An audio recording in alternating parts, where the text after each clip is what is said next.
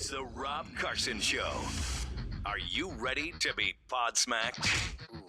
Now, here's Rob Carson. Would you believe it's episode number 90? 90. Not saying that's any more special than 89, but I guess it's kind of a semi-milestone. Might actually do something for the 100th, which will be completed sometime in the next week or so. Hello and welcome. Glad to have you with me today on the podcast, wherever you are. We hope you will enjoy, or I hope you will enjoy the next half hour or so of cool stuff that we have to talk about. How much Barack Obama is being paid for speeches now, you will not believe it. He makes the Clintons look like pikers. Illegal immigration, how much it's down. Maryland Democrats surprised that legal immigrants think illegal immigration is a bad thing. I know. No Mother's Day in schools because it's not inclusive. Coffee shops saying no to Wi-Fi so people will talk. And your Alexa, your personal assistant, may already be obsolete. I'll explain why in a few minutes.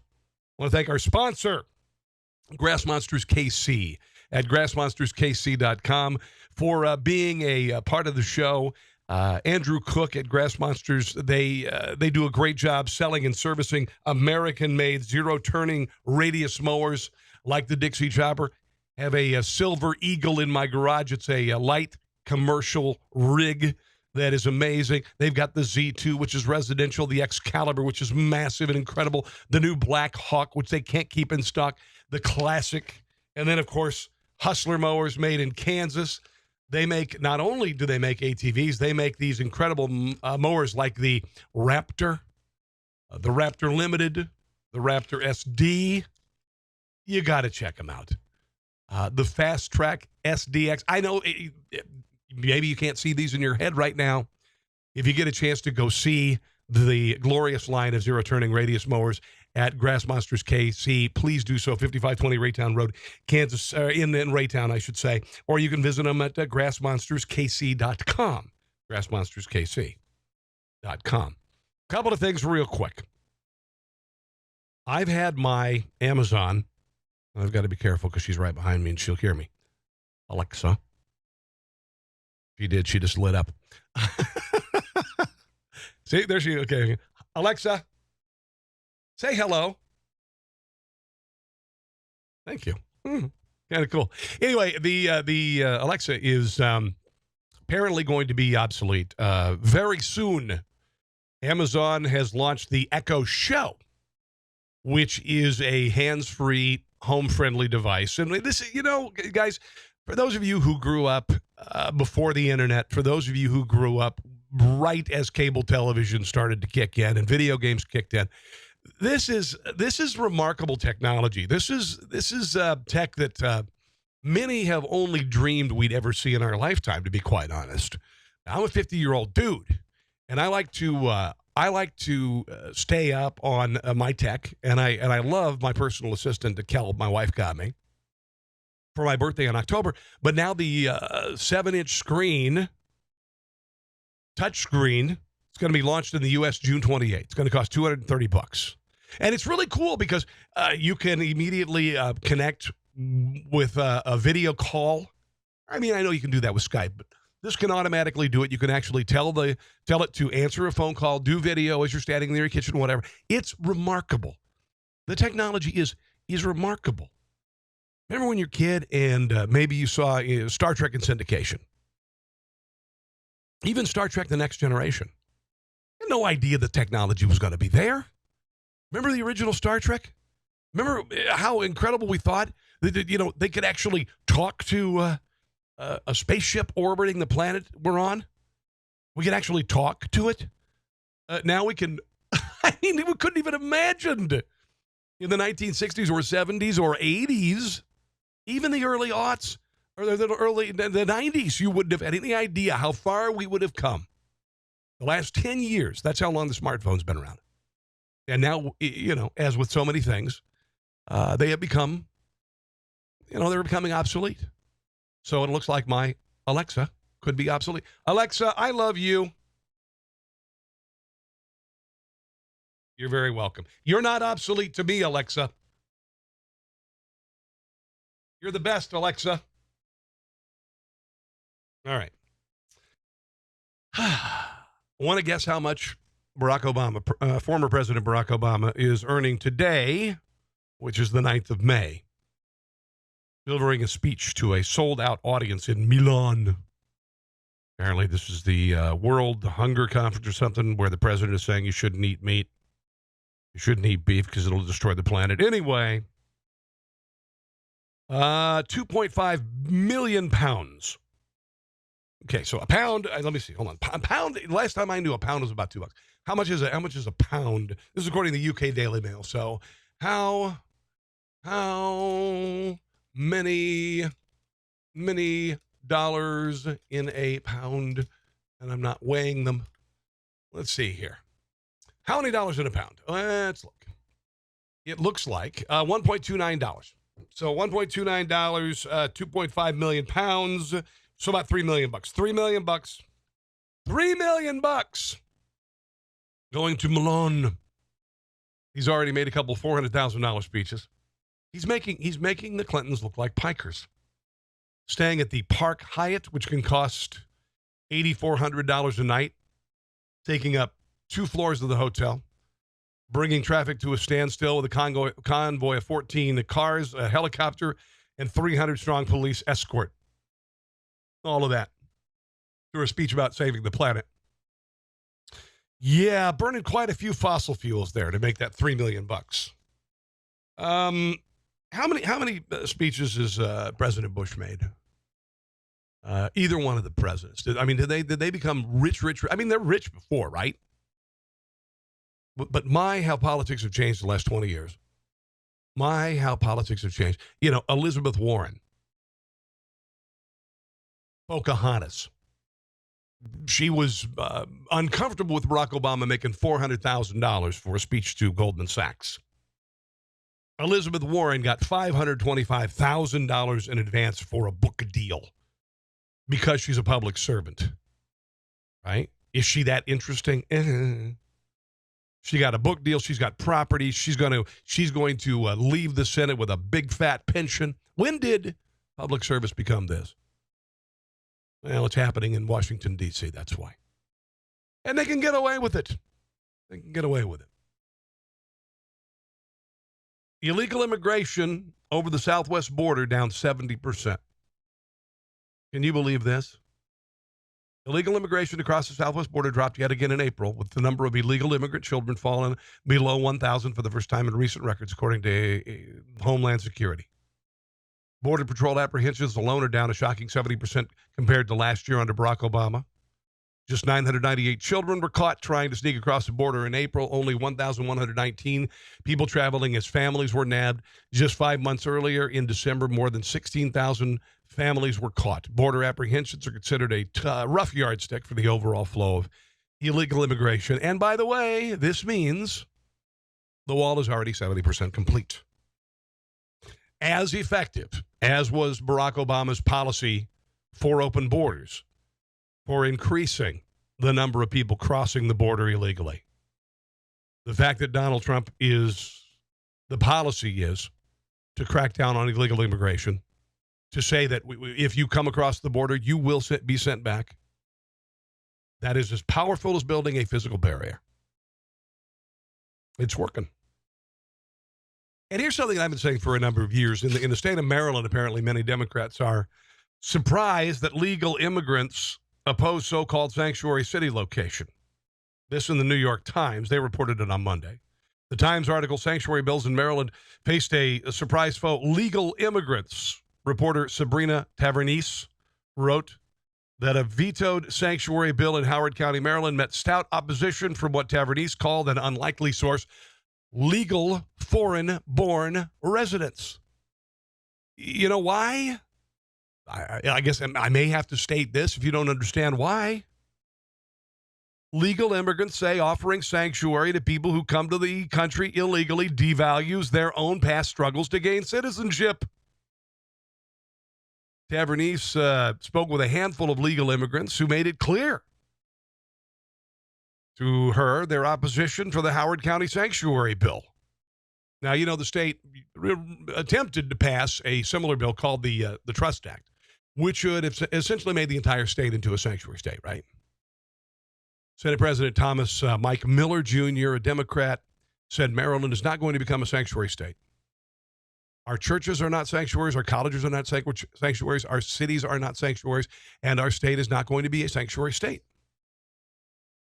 But you underestimate the power of the illegal vote with regard to Democrats and listening to the wishes of their constituents, because most people, I believe it's over 70%, do not support illegal staying in the country. The writer of the article apparently said that there was surprise legal immigrants who oppose sanctuary policies. It alienates many who might have expected to support it. Their objections stunned Democrat supporters of sanctuary here and helped bring about the bill's demise in March, and that's why it died. It wasn't the threat of a veto by the governor. It was actually that people were against it, including Salvadorian Stanley Salazar, 37. He told Tavernese he was concerned that the violent crime already facing many of Maryland's suburbs, much has been tied to illegal immigrants, would eventually impact his daughters. He told the Times that a sanctuary bill would be bad for Maryland because of the recent uptick in murders committed by MS-13. And yeah, we know this, and it's happened in Virginia too, guys. Big time. And when you talk about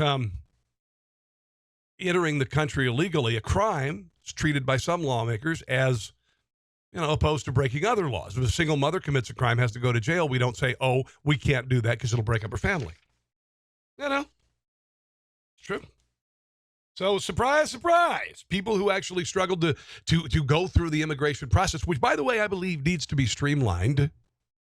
And it needs to be focused on people who want to move here and assimilate and put their flag below the American flag in front of their home and learn the language and assimilate into the culture and love the country and its history. That's who we need to welcome. Those are the tired, hungry, and poor that we need. Those are the ones. Mother's Day's coming up. I got my wife a present, and I'm going to go ahead and share because she rarely has time to listen to my podcast. But I went up to Sports Authority. It's a big sporting goods store, not too far from my house. And my wife has forever wanted a kayak, all right? A kayak. So, it's not your typical kayak. It's not like the ones in the old Olympic competition where, you sit there and it seals your body into it. No, it's a canoe kind of hybrid kayak, really cool. I was joking around with the guy at the counter and the woman at the counter, and I said, I'm sure you guys are being overrun by people buying kayaks for Mother's Day. And they said, oh, God, yes. And I was joking. I was joking. So that's what she got. She got a kayak this year. Yeah. I'm going to use it, too. I won't get a chance to very often, though. But a Canadian elementary school took some flack after a decision that its first and second graders won't be making Mother's or Father's Day cards this year in order to celebrate diversity by excluding most of the people. I don't know how you celebrate when you exclude most kids. Is that really celebrating diversity? Celebrates diversity, inclusivity, also nurtures our students who are part of non-traditional families. The note to parents about the decision from Albert McMahon Elementary in Mission, British Columbia, promptly posted on Facebook. Father was very disappointed.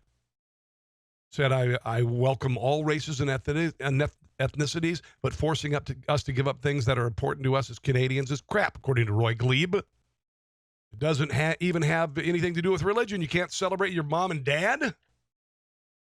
Believe it or not, even if they're not in the house with us, even if you're given up for adoption, like I was, still have a mom and a dad. Yeah. Although they're working on changing that. The decision to not do gift making was sparked by a trauma that has been experienced at the school fairly recently and has nothing to do with the value of Mother's Day or civic holidays, according to the school. Now, this guy, Glebe, some of the comments on his post were incredulous about the decision. This is nuts. Goodness me. Yeah, the dad wrote that. For a few, we changed for all. Where is common sense? Where's it gone? Denise Fleury, Tin Line, wrote, yes, there are kids who only have one parent, or maybe foster kids, or kids who, because of religion, can't celebrate. And what's been going on forever, I still have stuff my kids made when they were little kids. What's next? Julia McCarran. This is absolutely ridiculous. I've worked for almost 13 years with kids, and this has never been an issue to celebrate what the child has. Not all agreed.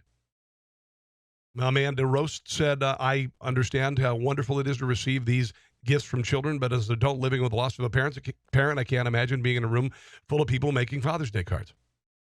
I don't think I can handle that at 30, let alone at 10.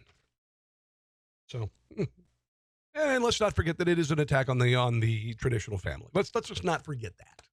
There's a whole lot of that going on, too. A whole lot of that going on. This is good. I like this. And I'd like to see more of it. And I'd like...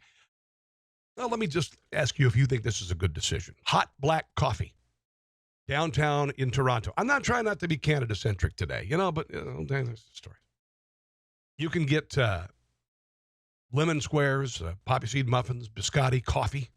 One thing you can't get there, Wi-Fi. No Wi-Fi, folks. Now, the guy, Jimson Bienenstock, sounds a lot like Birkenstock, which you probably see a lot of those at this place. Opened the shop last year without Wi-Fi, with the express intent of getting customers to, are you ready for this?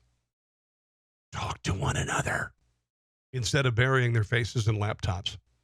It's about creating a social vibe. We're a vehicle for human interaction, otherwise it's just a commodity. Experts say such shops are the minority and risk alienating customers.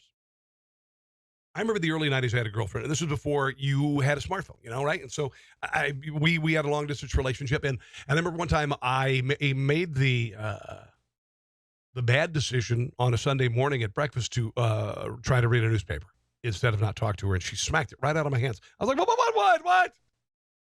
Look how far we've come. Look at how far we have come. We have people sitting at tables buried in their iPhones. And, I was in D.C. over last weekend and flew into Reagan. And I had the smaller terminal. There's a very large terminal it's divided into. And then I think it's Terminal C or 3, whatever. And it's where Southwest and a couple of other airlines are. It's a smaller terminal. It has gone completely automated everything. I was sitting at the bar right in the center of the gates. There's a round circle of gates. And every station at this open-air restaurant had an iPad in front of it. There was no wait staff. You went to, it was like when you have to do the automated cash register at the grocery store. You got to look up an item, right? So I had to look up a glass of wine and see the price, and then I ordered the wine. And literally, the wine was brought to me behind me. This wait person comes up and just sets it there, and then I didn't even get a chance to see the person. And then another thing is, nobody at the counter saw anybody else. And I'd seen this a couple times. There was one time I think it was at the same airport about 6 months ago. There was a woman sitting next to me in this bar, and I'm not here to pick you up. I had to marvel at it. She was sitting there, and she was looking at news on the iPad furnished by the bar and restaurant where you can also order your food.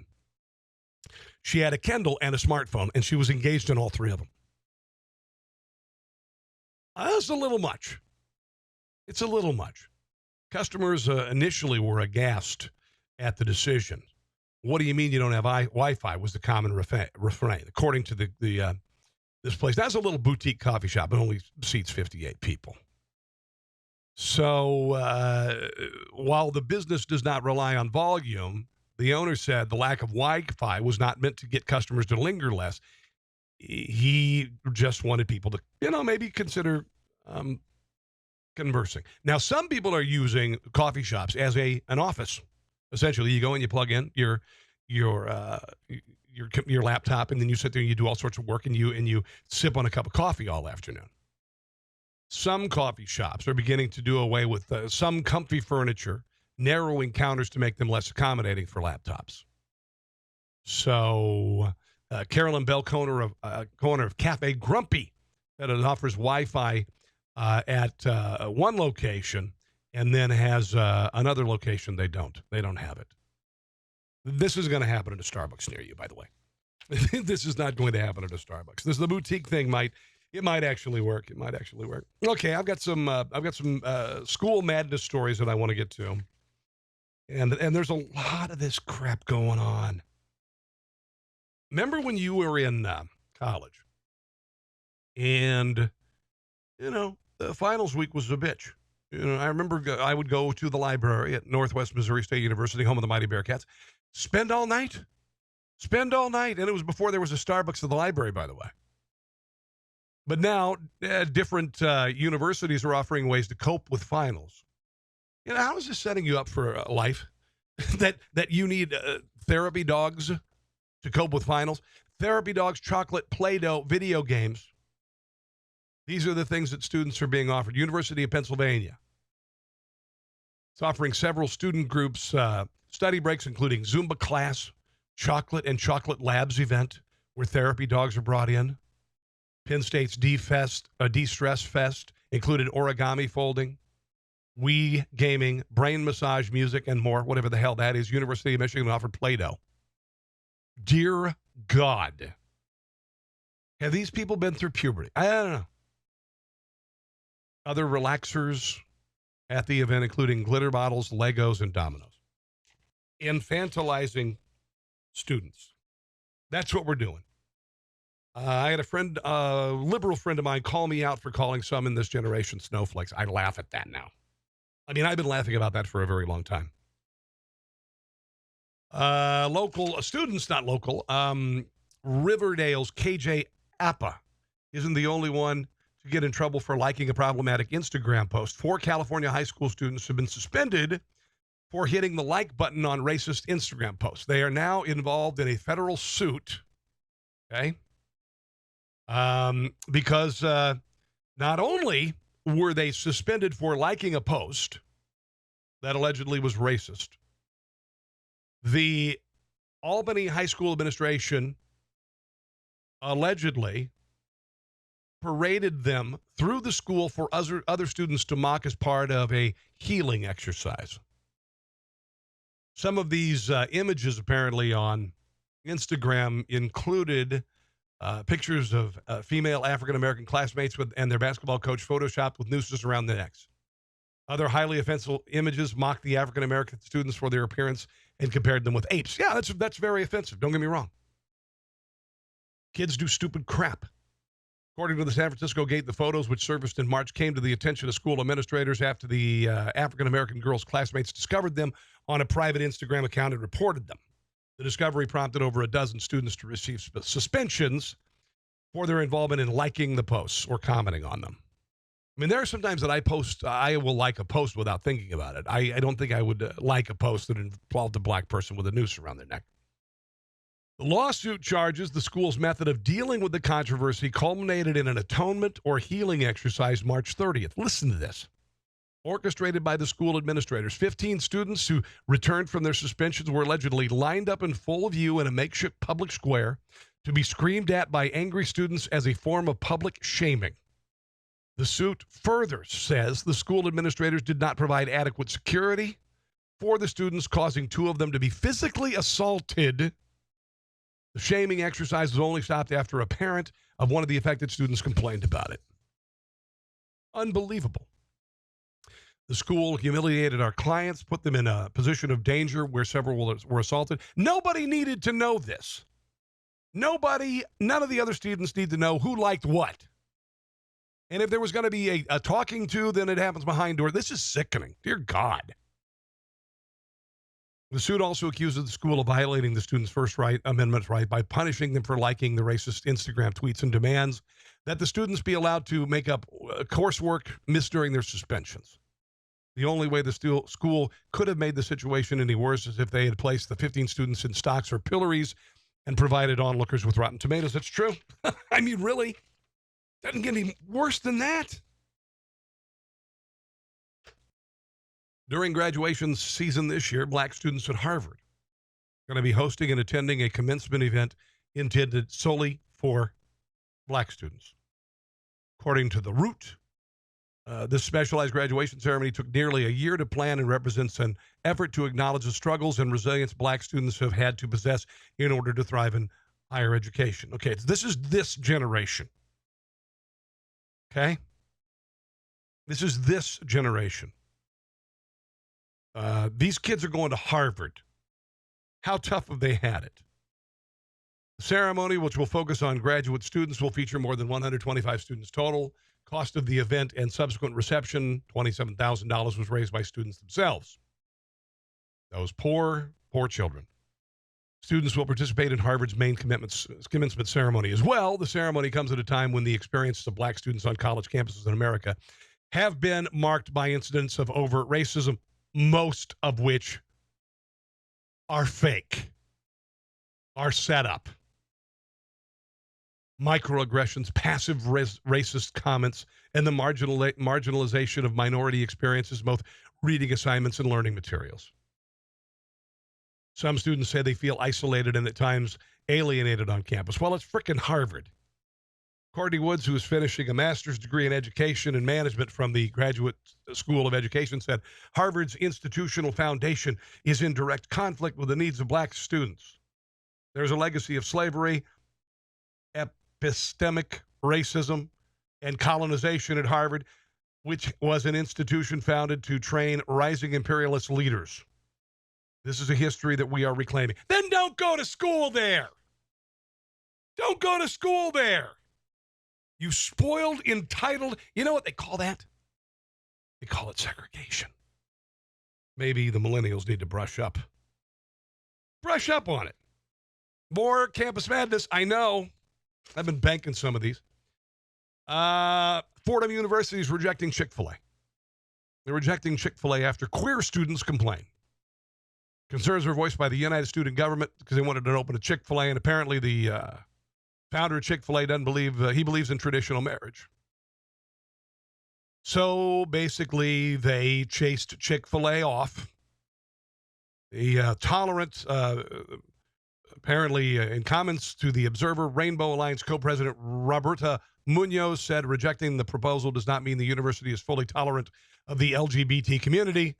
This is something that I don't want to congratulate Fordham for. Like, oh my God, I'm glad that you can see this. You're such a good person. She said, I don't want to pat them on the back. You can't say, oh, you're just such a great ally when there's so many issues with our queer students. Like, great, love it, but keep going. So it wasn't enough that the owner and the founder of Chick-fil-A believes in traditional marriage and they close on Sunday. It's not enough. It's never enough. There's never a finish line. There's no finish line for Black Lives Matter. There's no finish line for the LGBTQRST movement. There's never a finish line. They're always pissed and they never get enough. They're spoiled, entitled children who need to get their asses to class. And you know, most of these idiots are probably vegans anyway. Wouldn't touch a Chick-fil-A sandwich if get them in the mouth. I mean, honestly, Fordham University. How many people at Fordham really would want to be seen in a Chick-fil-A? Oh, my goodness. Northern Arizona University has signs outside of on-campus restrooms that ask students to consider whether they have pee privilege. Do you have pee privilege, one sign says. Informing restroom goers that if they never have to think about gender identity, ability, or access when peeing, then they do. Do you have pee privilege?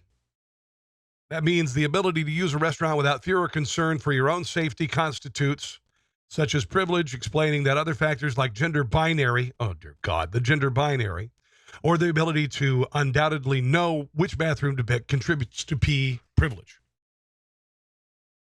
How about this? Just go in and relieve yourself. If you identify as the opposite gender, does your pee still stink when you eat asparagus? I kind of wonder. I'm assuming. Honestly, these people are bat crap crazy. The university offers a guide for students to the do's and don'ts of encountering a transgender person in the bathroom. Don't stare. Do not stare. This person is probably aware that they don't fit into either restroom, so they don't need any more eyes reminding them. Yeah, you wouldn't want to look at somebody. Dear God. Sign confirms that students should project or to protect not their own identity, but the safety of any transgender individual they may encounter in the bathroom, explaining that gender variant people are at a high risk of verbal, sexual, and physical assault. So there you go. P privilege. That's the latest thing. I guess I'm all sorts of privileged, man. I'm a white guy. I pee standing up. I mean, wow. All right, I'm going to do one more University Madness story. Administrators at American University, D.C. have agreed to allow black students an extension on their final exams with preserving a sanctuary for people of color after an alleged racially charged incident precipitated a student-led protest last week. Apparently, campus officials reported that there were bananas hung in nooses with the letters AKA and the word Harambe written on them. AKA is the acronym for the Black Sorority Alpha Kappa Alpha. After a scheduled meeting, black leaders on campus and school administrators, they basically decided whether or not this was real or a hoax. It was very stressful on the black students since then they get to put off their exams. Now, when I was in college, he would call in bomb threats to the main academic meeting, that academic building there, to get out of their finals. I think this is exactly what this says. This is exactly what this says. It's a hoax. It's BS. 99% of them are. This is American University in Washington, D.C. Give me a break. It's not 1968 all over again. And the fact that it is such a clumsy example. Bananas hung in nooses with the letters AKA and the word Harambe on them. Really? Oh, and by the way, the protesters that showed up had 3 demands. The bridge, whatever that is, will become a sanctuary for people of color. No whitey not allowed. Students demanded that all people of color students get extensions on their finals. Okay? Because they're all distressed and everything because of this clumsy hoax. And then, let's see what else. They demand a separate investigation based on the university that can investigate cases of racism and discrimination brought against the institution of American University, where, sorry, it's not 1968 all over again. What a load of crap. Some signs that we have maybe too much money in the country. Now, I'm going to tell you, I would consider investing in this company, all right? Because I think people are going to pay for this. When you leave your house, you know how your dog freaks out? Because your dog never knows if you're going to come back or not. You're just gone. They have no concept of knowing. And when you tell the dog, hey, I'm just going to the grocery store, believe it or not, they don't know what you're talking about. So what they've done is they've created Dog TV. It's dogtv.com, dogtv.com. And, some dogs were bred to sit and be content with nothing. Other dogs have high drive. Working dogs need a lot of stimulation, according to Ian Kupke. He is the doctor at Sabal Chase Animal Clinic. And so they have a prescription channel made for dogs. And basically, the sound is a little bit different, modified sound and video that your dog can pick up on. The average American dog stays at home for 6 hours a day. And they're usually pretty freaked out. That's why when you come home, it's like a parade. It's like a ticker tape parade. Apparently, plans start at less than $10 a month. My Netflix, I think, is $15 a month. I'm not sure. The company won't say how many subscribers they have, but dogtv.com. By the way, still better than the networks. Still better than the big 3 and PBS. Another dog story real quick here, because I'm a dog person. 3/4 of dog owners celebrate their pets' birthdays. New research reveals many dog owners considering their dog's part of the family, and I do. I'm their dad, and we've got 3 dogs. And 51% of owners throw their canine a birthday party. 64% of homeowners fork out more than $15 annually on presents and decorations for their pooch. Half of homeowners, but 55% prepare a special birthday meal for the dog based on their favorite meal. If that's our dog's case, then it's the other dog's poo. Swear to God, there are days. One of them that follows the other one around like a soft serve machine. It's just awful. It's awful. 41% of pet owners say they celebrate because their dog is part of the family. And it is. And it is. My neighbor Steve came over the other day. And they had an old dog, is a Bichon kind of dog. And he was carrying a bag of dog food. And I was like, what is he doing? And he knocked on the door. And I went in there and he handed it to me. And I'm like, what do you do? And then I realized they had to put their dog down. And he was clearly choked up by turning this over to me. And I thanked him profusely for doing it because it's a bitch. Not meaning to be pejorative and certainly not meaning to, comment on the sex or the sex the dog identifies with. Anyway, that'll be the next thing, right? That'll be the next thing. But it's tough, and I've had to we've had to put down 3 dogs since my wife and I have been together. Shelby, Katie, Gizmo, and for some odd reason we have 3 more to take their place. I don't know. I don't know. They're glorious animals. They really are glorious animals. They can be a major pain in the rear end too. No birthday parties for my dogs. I don't even know I don't even know their zodiac signs. I don't even know the year of the whatever they were born in, like on the back of the Chinese menu. Sorry, dogs. I don't know your birthdays. I wasn't there in the delivery room where your 7 brothers and sisters were born with you. Okay. I want to thank, once again, sponsor of the broadcast today, which is GrassMonstersKC.com, residential, commercial, American-made mowers that you will absolutely love. Dixie Chopper and Hustler. If you haven't had a chance to test drive one, please do so. You're going to love it. GrassMonstersKC.com, GrassMonstersKC.com. Also, if you get a chance to check out the politically incorrect swag that we're offering, Maryland-centric, Kansas-centric, Kansas City-centric, and Missouri-centric designs, as well as national designs you're going to love. Have added new designs. It's for T-shirts and laptop cases, phone cases, whatnot. Just go to teepublic.com and look up Conserva Tees, Conserva Tees, okay? teepublic.com. You're going to love the stuff. And my friend Sam Cangelosi, who is a brilliant graphic designer, and I thank you very much for checking those out. By the way, some of them make wonderful Mother's Day presents. Oh, yeah. Guys, have a glorious day. Thanks for listening to episode number 90 of the Carson Show podcast. We'll see you again soon. God bless. Thanks for listening to The Rob Carson Show.